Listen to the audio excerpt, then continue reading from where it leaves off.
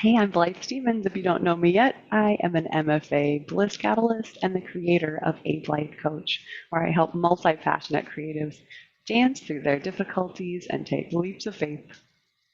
Welcome back for day 4 of the Magic Within You Yoga Challenge. It's our 4th and final day. We've already explored the element of earth, of water, and of fire, and today we are on to the element of air, channeling the mutability, changeability, flexibility, flight, floatiness, breath, and movement of the air. When we think of air, we also think of space, of spaciousness, of expansion. And so we'll bring those ideas into our practice today, as well as the idea of soaring and flight. Let's get started, as is our custom, in a seated or standing position. Rooting down, we do need to set up our foundation onto the earth before we can take our wings and fly, reaching down through the seat, and then we'll float our head up with the image of a helium balloon. Let it float up on top of the spine. And like the string of the balloon, our spine will hang from that suspended point in space all the way down to the tailbone. Closing our softly focusing our eyes. Just start to notice here in a seated position, or like I said, in standing, how our body is automatically organizing itself and making micro adjustments in order to balance here with our upper body suspended in space. Sense the temperature of the air on the skin. And then bring your attention to the breath. That's where the exchange of air from the outside environment to our inside environment happens, where all sorts of magical transformations take place within us as we make use of the oxygen, change it chemically, and release carbon dioxide into the air, which then the trees and plants also need.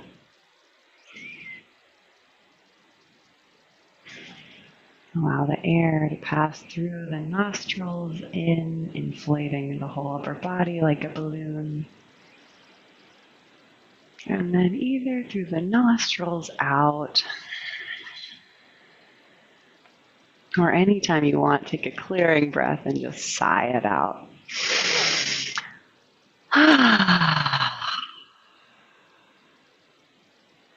With the next breath, we'll bring our arms out like wings. They'll join us as we reach over the side above our head, elongating both sides of our trunk, and exhale.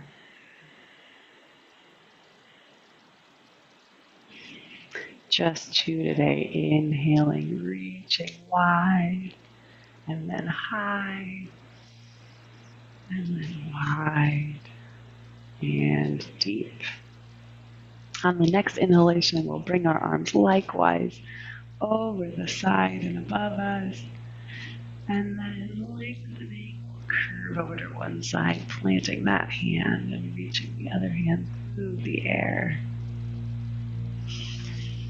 With the inhale, passing through the center in order to bend like a stalk of bamboo in the wind. That's another great air theme, the idea of movements of the wind, the currents of the air. Inhaling again through the center, bend, and last one to even out, while bend.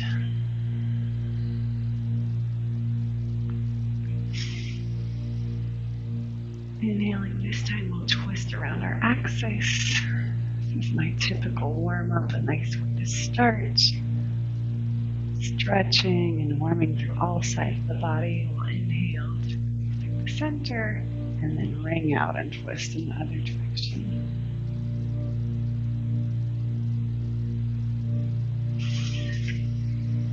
Repeating those twists. Moving with the current of the air. We're stirring the the air of our own space.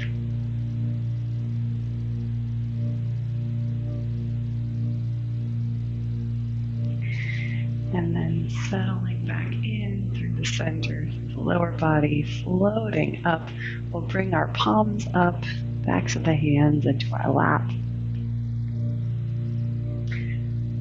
And a receptive shape. And again, bringing the attention back to the flow of your own breath or the flow of the air around you whenever your attention flows away from it. Bring it on back.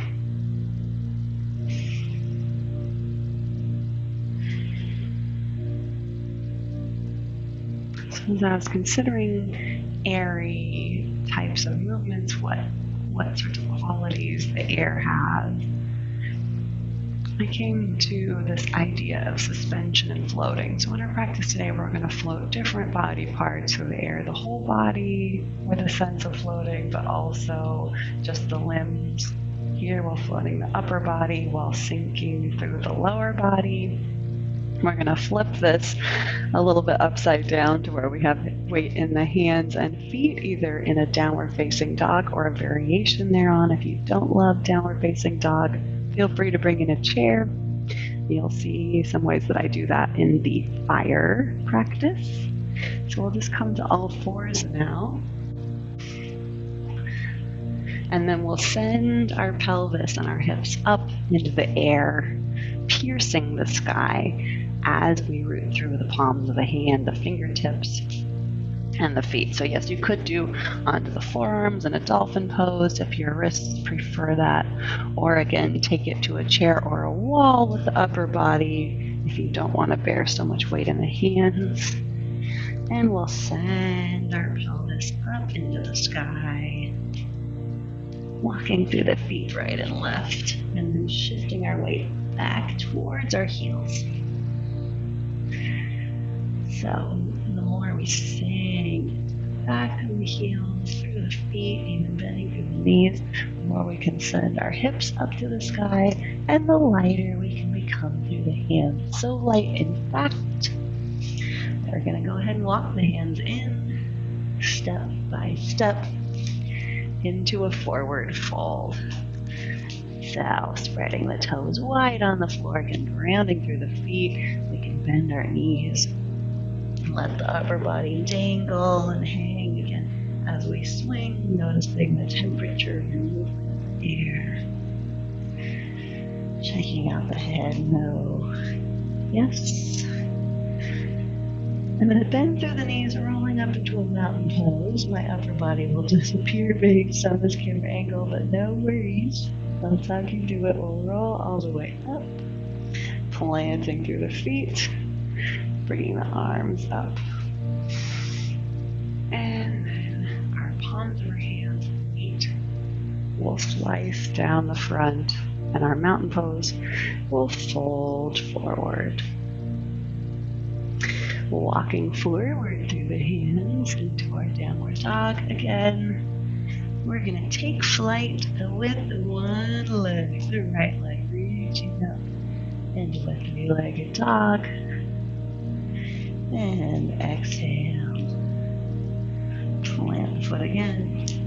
Inhale, reaching through downward dog. And then plant. This time, reaching up through the right leg.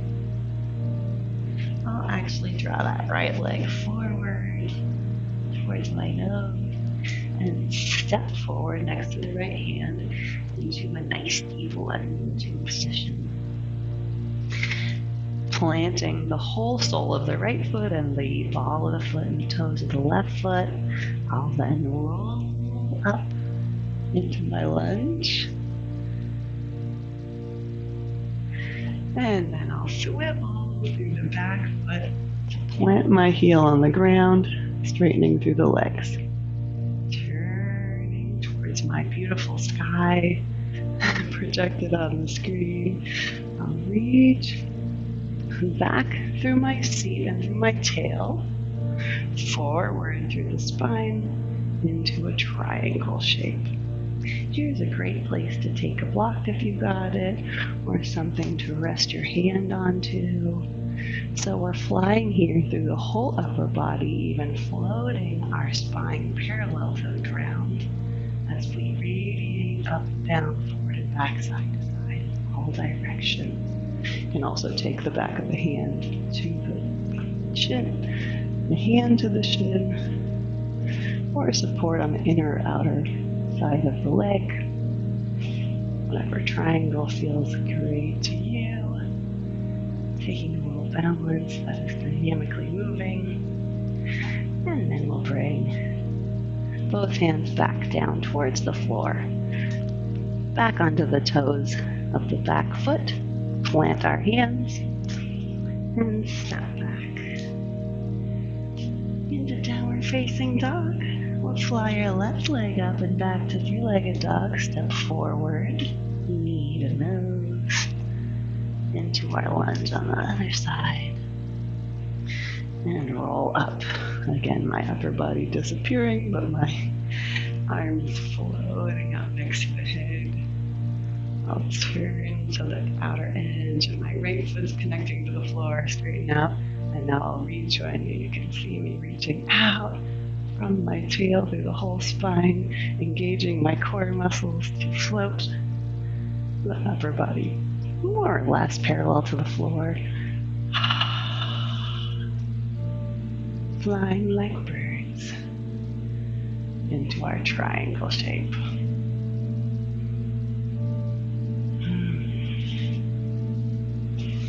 And then, of course, we'll fold back down through both hands, stepping onto the back toes, and stepping back again into downward facing dog.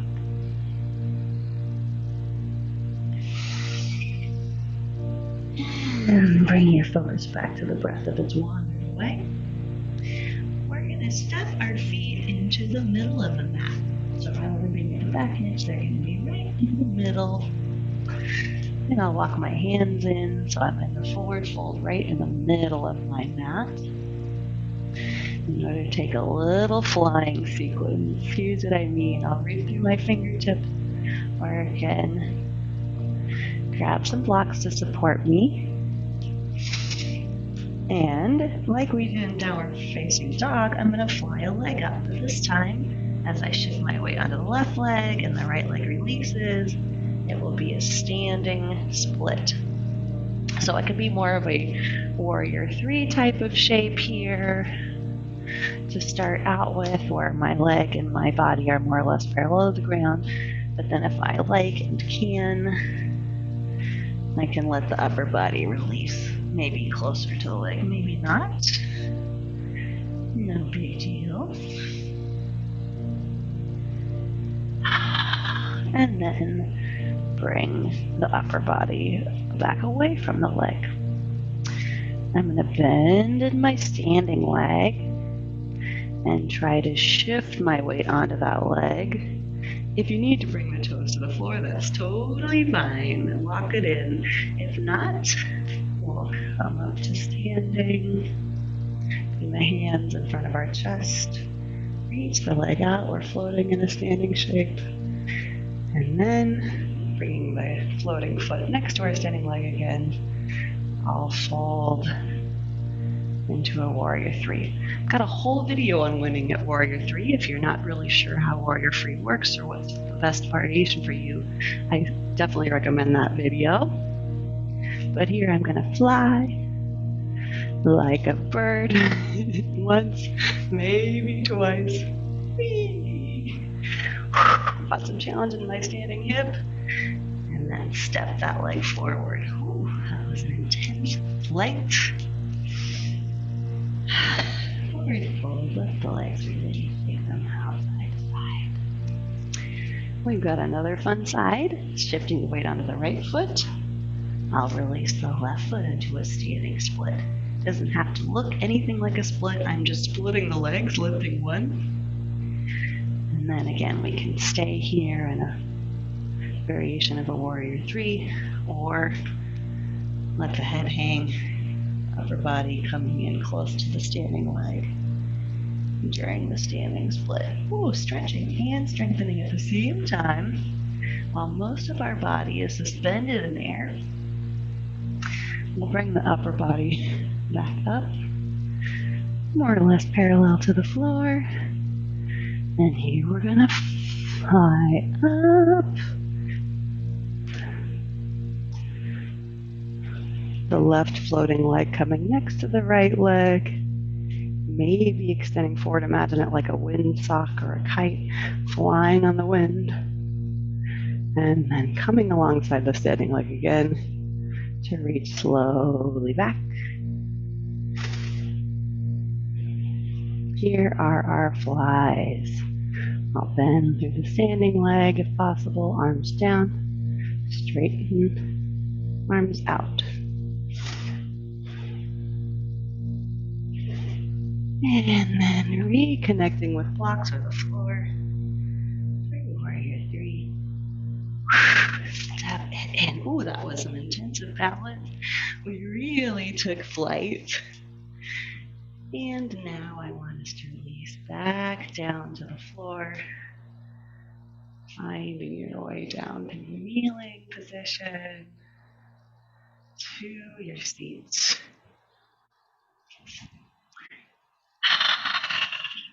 There's so many different ways that we can get the sense of the quality of the element of air and of light in our yoga practice. I've got other resources on, for example, arm balances such as crow pose, a whole focus on that warrior three and other warrior shapes, sun salutations. But now I want to take us into a relaxation sequence where we're suspending, like I said, our arms and legs into the air to float, and then we'll do a full body relaxation before we're done here. So roll slowly, and control if that's accessible to you, onto your back. Draw the knees in towards your chest. And for a little palate cleanser, we'll rock side to side, forward and back. And in circles.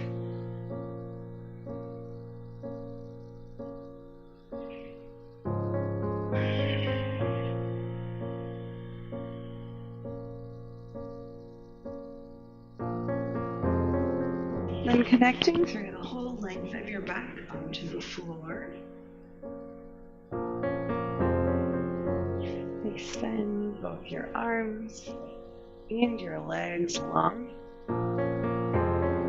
If you want to take legs up the wall at the wall, that is a great option. Then you will be resting your heels onto the wall. You can bring your seat very close to the wall or leave some space. You could also rest your shins onto the seat of a chair. These are nice relaxing variations. I'm going to take a free flying variation. Rather than reaching my legs or my arms away from the floor here, I'm going to let the floor support me, allow all of the bones of the arms to stack, and then plant the shoulder blade and shoulder on the floor, letting the weight of the arm rest like a bird in a nest onto the shoulder on the floor. Same thing with the left, same thing with the legs. They're just rooting down to the floor through the hips, arms to the shoulders. And then we'll take any extra effort and strain out. The elbows, the knees, the side. Just softly bend, that's fine. You don't need to be fully extended. I just want to explore this idea of the limbs floating in the air. They're sort of like wind chimes from this after a while. It's sort of moving on its own. The body is naturally, automatically organizing itself to balance. It's not something we need to consciously control.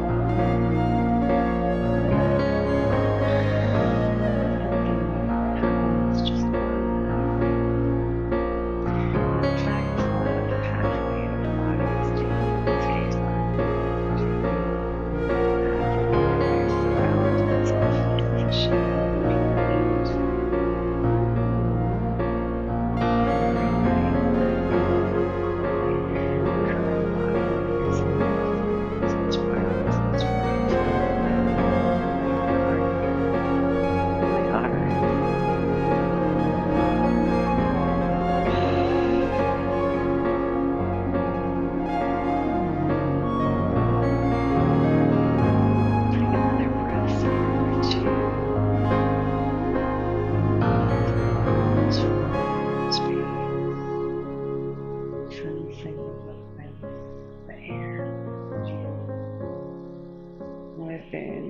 out.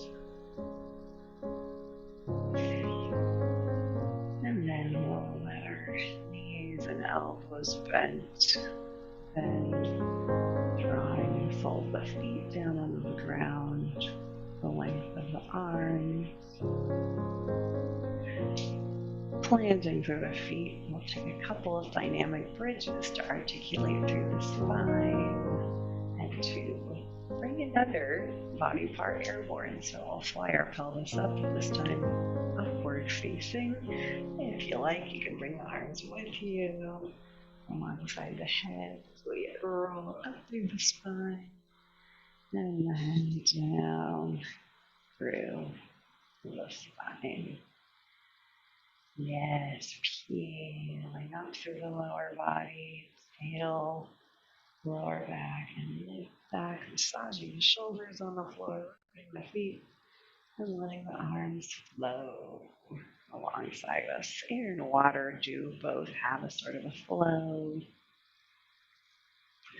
Air being even more free to move and change.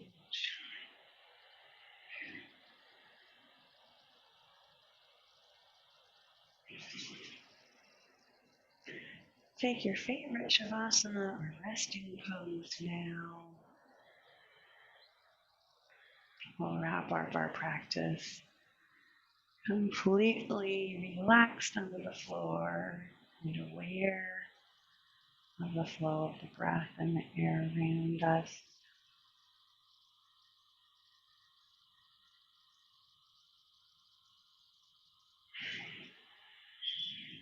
The swirling eddies, the thermals of warm air rising that hawks can glide free.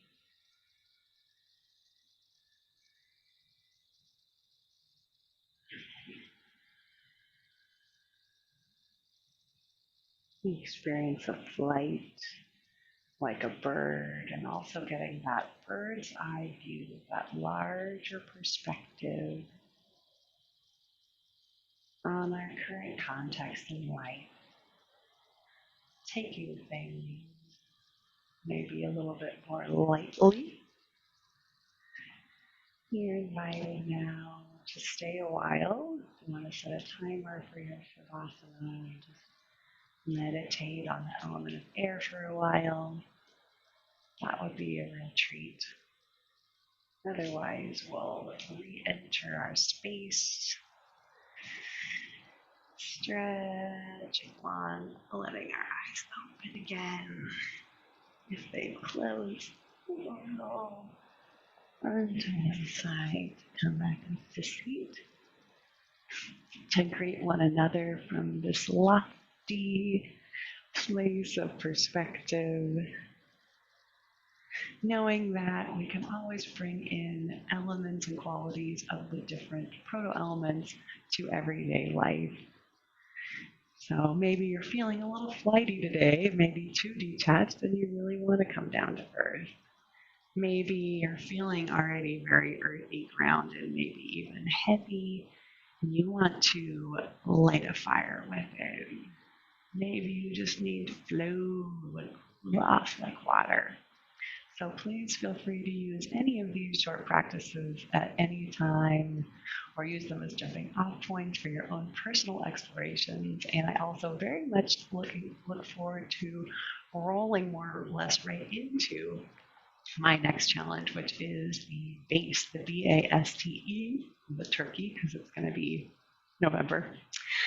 Feast on the Ingredients of Dance Challenge. So if you've enjoyed exploring these qualities within the body in a yoga practice context, you'll probably really enjoy expanding on those improvisational element movements, learning about each of the elements of dance, which are the body, action, space, time, and energy, and starting to create some sort of sketches, some choreographic improvisations and little compositions to get into dance choreography, or just understanding the artistry of dance a little bit better for your own technique classes, for appreciating dance in concert.